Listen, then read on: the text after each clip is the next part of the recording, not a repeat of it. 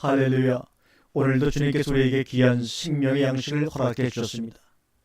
약한 것들 외에 자랑치 아니하리라 왜 이런 제목으로 주신 생명의 양식을 여러분과 함께 마음껏 나누도록 하겠습니다. 고린도후서 12장 5절과 10절의 말씀을 함께 읽겠습니다. 내가 이런 사람을 위하여 자랑하겠으나 나를 위하여는 약한 것들 외에 자랑하지 아니하리라.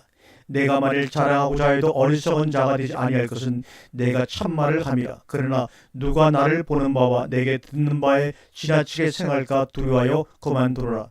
여러 계시받은 걸 지극히 크므로 너무 자만하지 않게 하시려고 내 육체에 가시고 사단의 사자를 주셨으니 이는 나를 쳐서 너무 자만하지 않게 하려 하십니다. 이것이 내게서 떠나가게 하기를 내가 3번 주께 간구했더니 나에게 이르시기를 내 은혜가 내게 족하도다. 이는 내 능력이 약한 데서 온전해짐이라 하신지라. 그러므로 도리어 크게 기뻐함으로 나의 여러 약한 것들에 대하여 자랑하리니 이는 그리스도의 능력이 내게 머물게 하려 함이라. 그러므로 내가 그리스도를 위하여 약한 것들과 능력과 궁핍과 박해와 공고를 기뻐하노니 이는 내가 약한 그때에 강함이라. 본문은 사도 바울의 체험적 신앙 고백입니다. 신앙 고백치고 체험적 신앙 고백이 아닌 신앙 고백이 있겠습니까마는 바울의 신앙 고백은 사도신경을 줄줄이 외워드리는 식의 신앙 고백이 아닌 사실적이고 현실적인 소박하고 꾸밈없는 삶적 신앙 고백이기에 우리에게 큰 감명을 주고 용기를 배가해 주고 있습니다. 사도 바울에게도 육체의 약함이 있었습니다. 그런데 그 육체의 약함이 사도 바울에게 고통이 되고 걸림이 되었다는 것입니다. 얼마나 심한 육체의 가시인지 알 길이 없으나 어찌됐건 그것이 그에게 문제거리가 되었다는 것은 평범한 소시민으로서는 선뜻 납득이 되지 않을 수 있습니다. 대사도 바울이 그런 것 가지고 뭘 하는 식으로 말입니다. 우리는 여기서 그의 인간성, 즉 그도 우리와 똑같은 인간임을 발견합니다. 육체의 가시가 크건 작은 간에 그도 그것이 고통거리였고 우리도 역시 고통거리고 그러므로 그도 그것이 기도 제목이었고 그리고 우리도 기도 제목인 것입니다. 적어도 여기까지는 그나 우리나 조금도 다를 바가 없는 분명한 한 인간입니다. 그런데 문제는 그 다음에 뒤처리가 그와 우리가 같은가 다르면 어떻게 다른가 하는 것입니다.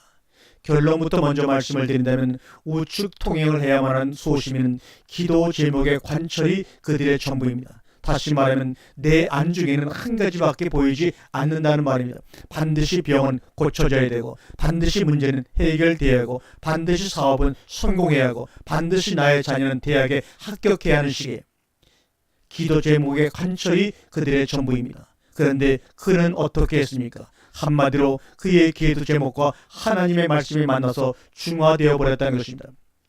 여기서 말씀드리는 중화란 말은 기도 제목의 관철도 그렇다고 일방적으로 하나님의 엄명만의 수용이나 광제적 존중이 아닌 나의 기도 제목과 그에 대한 하나님의 반응의 합작품이라는 겁니다.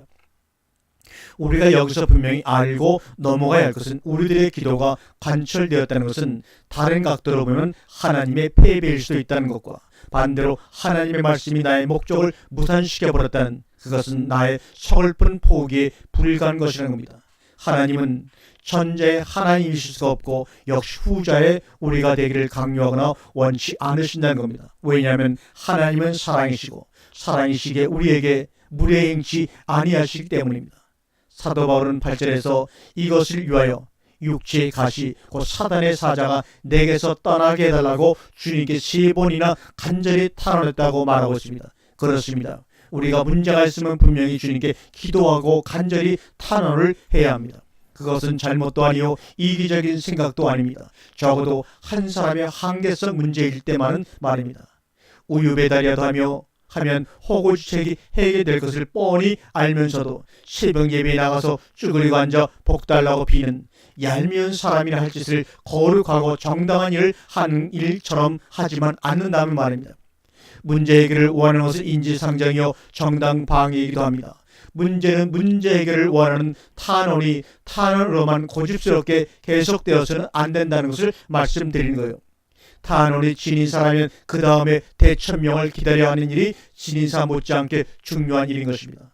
오늘 본문 8절은 사도 바울 육체의 가시를 위한 진인사였다면 9절은 사도 바울의 탄원에 대한 대천명의 내용이라고 볼 수가 있습니다. 이것이 기도해야 할 이유요 의미이며 수확이기 한 것입니다. 내 은혜가 내게 족하다. 이는 내 능력이 약한 안에서 온전해짐이라고 주님이 말씀하셨습니다. 사람들은 주님께서 말씀하신 내 은혜보다는 자신들의 이기적 목적 달성에만 관심 있고 주님의 내 능력보다는 자신들의 주관적 강함을 원하고 있습니다. 그렇기 때문에 주님의 그 내 은혜가 무엇인지 내 능력이 어떠한 것인지를 알 길이 없는 것입니다. 설령 주님이 말씀하신 내 은혜를 자기들의 내 은혜로 받아들인다 할지라도 그것은 자의적 은혜로 격화시켜 이해하고 자기 비하로 만족하려 할 뿐입니다. 주님께서 사도 바울에게 말씀하신 내 은혜란 도대체 무엇을 말하고 있는가를 우리는 반드시 알아야 할 것입니다. 간단하게 말하면 은혜란 언제나 좋은 것, 긍정적인 것인 줄로만 이해하기가 너무 쉽습니다. 그러나 반드시 그런 것만은 아닌 것입니다. 수천여 마리아에게 임한 은혜는 돌에 막아다 죽기 꼭 알맞은 은혜요. 모든 선자들에게 임하신 은혜는 깡통차기 딱 좋은 은혜인 것입니다.